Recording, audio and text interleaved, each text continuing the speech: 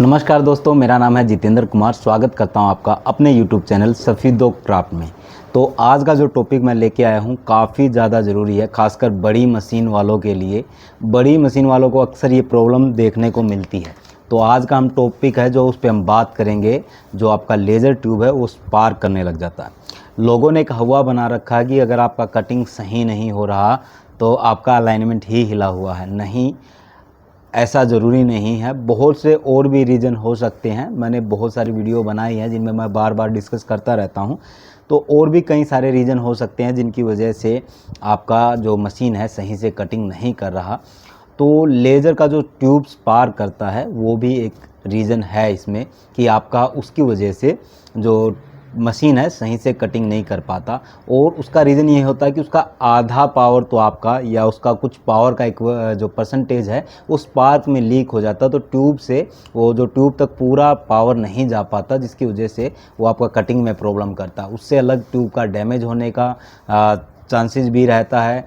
और अगर आप टाइम पे उसको रिपेयर नहीं करेंगे, लीकेज को नहीं रोकेंगे, तो स्पार्क बढ़ बढ़ के तो आपका जो वायर है उसको जला देगा, जिससे आपका ट्यूब बिल्कुल काम करना भी छोड़ सकता है। तो और भी कई सारी प्रॉब्लम हो सकती हैं। मेनली इस स्पार्क को रोकने के लिए क्या स्टेप हमें फॉलो करने, तो उसी के ऊपर ये आज का हम वीडियो बनाएंगे। तो वीडियो ये छोटा सा ही रहेगा, ज़्यादा लंबा नहीं होगा। तो सीधा मैं आपको ले चलूँगा मशीन के पास, आपको स्पार्किंग दिखाऊंगा कि किस तरीके से हो सकती है। मेरे वाली में कम है, तो बहुत से लोगों की मशीन में ज़्यादा भी स्पार्किंग होती है। स्पार्किंग को टाइम से संभाल लेना और उसको ठीक कर लेना, नहीं तो बाद में आपको प्रॉब्लम आ सकती है। ठीक है, साथ ही साथ स्टार्ट करने से पहले आप लोगों को बता देता हूँ कि जिन लोगों को डिज़ाइन चाहिए उनके लिए हमारा वेबसाइट है। टाइम टू टाइम अब अपडेट भी हो रहे हैं डिज़ाइन मेरी वेबसाइट पर, तो आप वेबसाइट पर विजिट कर सकते हैं जिनको लेज़र कट के डिज़ाइन चाहिए होती है। कोई भी डाउनलोड डिज़ाइन आपका कि किसी वेबसाइट से डाउनलोड करके मैंने अपनी वेबसाइट पे लिस्ट नहीं किया, सारे हमारे द्वारा रेडी किए हुए ही डिज़ाइन वहाँ पे आपको मिलेंगे। इसी के साथ साथ ट्रेनिंग का कोर्सेज बहुत से लोगों का चल रहा है, और भी जो लोग ज्वाइन करना चाहते हैं वो देख सकते हैं। लास्ट मैंने एक वीडियो डाला था जिसमें मैंने एक डेमो दिया था कि किस तरीके से हम समझाते हैं, किस तरीके से हमारा डिस्कशन होता है। तो वो सब वहाँ पे हम कराते हैं, और मेंशन भी है ऐप के अंदर कि क्या क्या फैसिलिटी उधर मिलती हैं। फिर भी अगर किसी का कोई क्वेरी है तो मुझे वो व्हाट्सअप कर सकता है। चलिए वीडियो को ज़्यादा लंबा ना करते हुए स्टार्ट करते हैं। मैं दिखाता हूँ आपको कि स्पार्किंग किस टाइप का होता है और उसे कैसे ठीक किया जाता है। तो अभी मैंने एक इनग्रेविंग लगाई है, अब आप देख रहे हैं यहाँ इनग्रेविंग हो रही है। तो मैं ले चलता हूँ आप लोगों को पीछे की साइड में जहाँ पे ट्यूब लगी हुई है। यहाँ पे मेरा ट्यूब जो लगा हुआ आपको दिखाई दे रहा होगा, और स्पार्किंग आपको दिखाई दे रहा होगा कि यहाँ पे ब्लू कलर का आपको जो लाइट दिखाई दे रहा है सामने से, वो जो ब्लू कलर का लाइट आपको दिख रहा है यही स्पार्किंग है। तो माइनर सा स्पार्किंग है मेरी मशीन में, और ऐसे ही बहुत से लोगों की मशीन में स्पार्किंग होता है। तो ऐसे केस में हमें मशीन को रन नहीं करना होता है, क्योंकि ये आपकी ट्यूब को डैमेज कर सकती है और भी कई सारे नुकसान हो सकते हैं इसकी वजह से। और जब आपकी मशीन रन कर रही हो तो इस एरिया में आपको हाथ नहीं लगाना होता, क्योंकि ये बहुत ज़्यादा हाई वोल्टेज है। तो यहाँ पे अगर आप हाथ लगाओगे तो करंट लगेगा और बहुत ज़बरदस्त झटका लगेगा। तो आपको मशीन को अच्छे से ऑफ कर देना है, इंक्लूडिंग आप इसका पावर का स्विच जो है वो भी निकाल देंगे, उसके बाद ही इसको आपको टच करना है। अब मेरे पास जैसे यहाँ पे 2 ट्यूब लगी है, तो इस वाली में यहाँ पे स्पार्किंग हो रही थी, वो आप देखेंगे मैंने अच्छा खासा इंतज़ाम भी कर रखा है, और ये बहुत लंबे टाइम तक चल गया।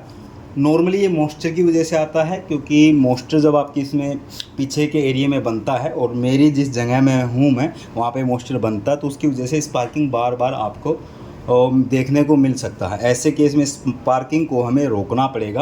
अब उसके लिए हमें क्या करना पड़ेगा, पहले से हम इस जॉइंट को खोलेंगे, और ये रेड वायर है ज़्यादातर जिसमें स्पार्क होता है, ब्लैक में आपको कभी देखने को मिलेगा नहीं। तो जो रेड वायर है इसको हम खोलेंगे, अच्छे से दोबारा से सेट करेंगे, और उससे पहले हमें क्लीन करना होगा अपनी ट्यूब को, ट्यूब के एरिए को, ताकि मॉइस्चर यहाँ से हम हटा सकें। उसके लिए मैं लूँगा डीजल, और डीजल से इसको क्लीन करूँगा। तो हमें कोई भी कपड़ा लेना है, डीजल में भिगो के, और आप आराम से ऐसे बड़ा सेफ्टी से, क्योंकि मैंने बताया कि ये टूट सकता है, कांच का ट्यूब होता है, तो इस पर किसी भी तरीके का प्रेशर आप लोगों को नहीं डालना है। तो आपको अच्छे से ये क्लीन करना है। कपड़ा लेके, कपड़े में को आप डीजल में भिगो के यहाँ पे कुछ इस तरीके से इसकी सफाई करेंगे। डीजल से जो है इसका मॉइस्चर चला जाएगा।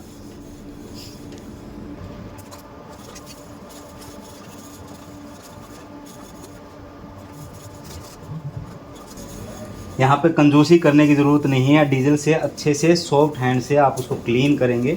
इसके ऊपर जो डस्ट वगैरह आपका जम जाता है, खासकर इंग्रेविंग करने वालों के पास कुछ ज़्यादा होता है, जिससे होगा क्या कि वो डस्ट बाद में चिपचिप बनेगा और जो नमी आपका क्रिएट करता है, तो उस चीज़ से आपको बचना है। और टाइमली इसको क्लीन करते रहना ताकि मॉइस्चर कम से कम बने या मॉइस्चर बने ही ना आपका। अगर मॉइस्चर नहीं बनेगा तो आपका यहाँ पे स्पार्किंग भी नहीं होगा। जॉइंट को मैंने हटा लिया यहाँ पे और दोनों वायर को छील लिया। अब यहाँ पे एक चीज़ आप लोगों को ध्यान रखनी है कि जैसे इसका ऐसे नोब निकला हुआ है, ये नोब ऐसे ना निकला हो। सारे के सारे वायर इसके आप इक्वल रखेंगे, इसलिए मैंने इसको जैसे कैंची से काट दिया है। ठीक है, कोई भी एक ऊपर नीचे नहीं निकला हुआ होना चाहिए। उसके बाद एक आप पाइप लेंगे। नॉर्मली रबड़ का पाइप पहले से भी लगा होता है, और या कोई दूसरा रबड़ का भी आप पाइप ले सकते हो, और पाइप को चढ़ा के ही आपको पहले इंसर्ट करके तब जाके आप लोगों को इसमें उसको डालना है। जब आप ये ज्वाइंट लगाएंगे यहाँ पे, तो ज्वाइंट लगाने से पहले आप पाइप अच्छे से चढ़ा लेंगे, क्योंकि पाइप आपका जो इलेक्ट्रिसिटी है उसको जाने से, जो इसका करंट लीकेज होता है यहाँ से, उसको रोकेगा, और आपका जो ये स्पार्किंग है तभी उसके बाद बंद होगा। अब यहाँ पे आपको ध्यान रखना कि जो अगर इन केस कहीं से भी लीक होता तो वो ट्रैवल करता पूरा इसके ऊपर, जो ये रेड वाली वायर है। तो इसलिए इसमें लंबे तक मेरे को यहाँ पे, जैसे मैं आप देखेंगे मैंने लंबे एरिए पे टेप लगाया वो अच्छे से। अब ये वाला लीक नहीं कर रहा।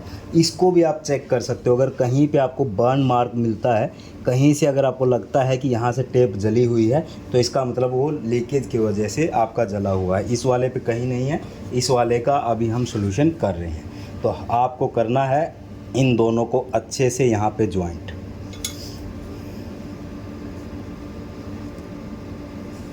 ये ज्वाइंट कर देना, और इसको आप सोल्डर भी कर सकते हो। अभी के लिए मैं इसको सोल्डर नहीं कर रहा हूँ, और अच्छे से घुमा के आपको इसको ज्वाइंट कर देना। उसके बाद आपको टेप लेना, बिजली वाला टेप, और बिजली वाला टेप पहले इस ज्वाइंट पे और बाकी सब पे आपको लगाना। देख लीजिएगा किस तरीके से मैं इस पर लगा रहा हूँ।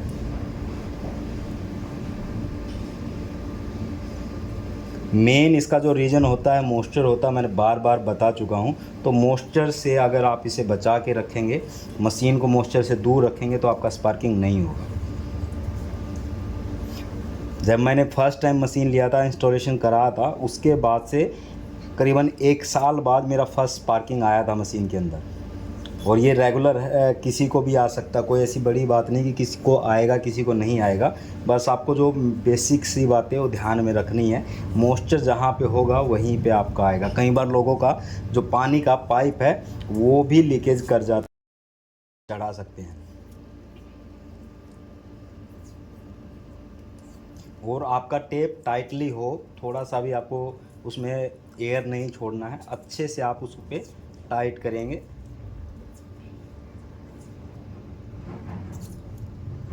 और जोड़ जहाँ आपने जोड़ लगाया वहाँ पे थोड़ा सा आपका फोकस ज़्यादा होना चाहिए। मतलब आपको पता ही नहीं, खुद को ना पता हो कि जोड़ कहाँ पे लगा हुआ। इक्वल कर देना टेप लगा के सारी गैपिंग को। अब हमने ये लगाया एक, इस पे टेप मैंने कई सारी लेयर चढ़ा दी है। उसके बाद पाइप को हम खिसकाएंगे इसके ऊपर।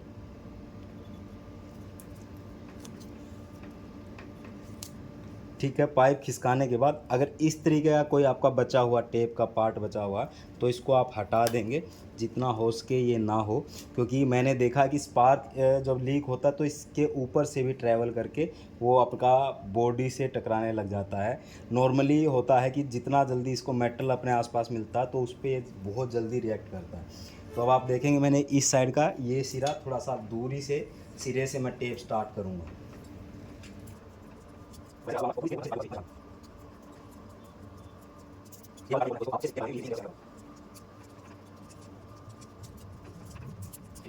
तो यहाँ पे मैंने कंप्लीट कर दिया इसको। आप देखेंगे लंबे सिरे तक मैंने इसको टेप को लगा दिया अच्छे से। बीच में पाइप लगाया जहाँ से इसको ये मुड़ेगा भी नहीं और स्पार्क लीक होने के चांस कम हो जाएंगे। तो अपनी तरफ से हमने सारी सेफ्टी कर दी है। उसके बाद जो इसका प्लेसमेंट होता है ना, इसको आप मेटल बॉडी से दूर रखेंगे। अगर मेटल बॉडी पे होगा तो स्पार्क का जो पावर है वहाँ पे बढ़ जाएगा, क्योंकि मेटल को अट्रैक्ट करता है स्पार्क। तो उससे थोड़ा सा आप दूरी पे रखेंगे। तो ये मेरा ये वाला है और ये मेरा जो दूसरा ट्यूब है उस ट्यूब का स्पार्क है। तो दोनों की हम सेटिंग कर देंगे अच्छे से, ताकि मेटल से वो दूर रहे और मेटल लगे ना। तो अभी मैं ट्यूबों के गैप के अंदर ही इसकी वाला है, तो दूसरे वाले को भी हम इसी तरीके से अच्छे से सेट कर देंगे।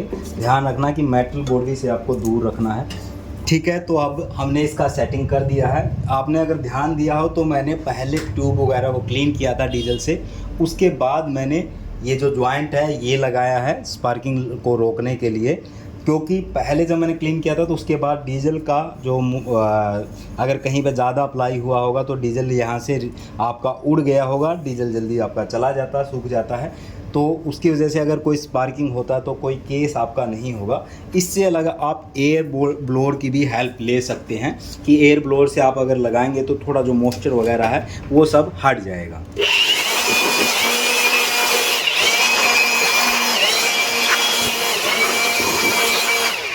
अब टाइम आ गया है इसकी टेस्टिंग करने का। तो हम मशीन को ऑन करते हैं और मशीन को ऑन करके चेक करते हैं कि क्या हमारा काम बना कि नहीं बना। तो सेम पावर पे हमने मशीन को चलाया है वैसे ही, और हम चेक कर रहे हैं इस इधर कहीं पे लीकेज है कि नहीं है। तो वो भी मैं दिखा देता हूँ। इधर जो हमारा ट्यूब चल रहा है, तो जो मेन जॉइंट था आपका सामने यहाँ पे था जो आपको दिख रहा होगा, और अभी इसमें आपको कहीं पे भी ब्लू मार्क नहीं दिख रहा है। इन केस अगर कहीं पे ब्लू मार्क आता है तो आपको पूरा प्रोसेस दोबारा करना पड़ेगा। यही वाला जो ब्लैक आपको दिख रहा था सामने, इसी पे हमने किया था और मुझे इसमें कहीं भी ब्लू रेज नहीं दिख रही है। तो हम ये मान सकते हैं कि जो हमारा प्रोसेस हमने किया ये सही है। और फिर से रिपीट कर रहा हूँ, इन केस इसके बाद भी अगर होता है तो आपको और अच्छे से इसको ठीक से करना पड़ेगा। ठीक है दोस्तों, तो आज की वीडियो में इतना ही है। मिलते किसी नेक्स्ट वीडियो में कुछ और यूज़फुल टिप आपके लिए लेके आऊँगा। तो बने रहें हमारे साथ, तब तक के लिए धन्यवाद।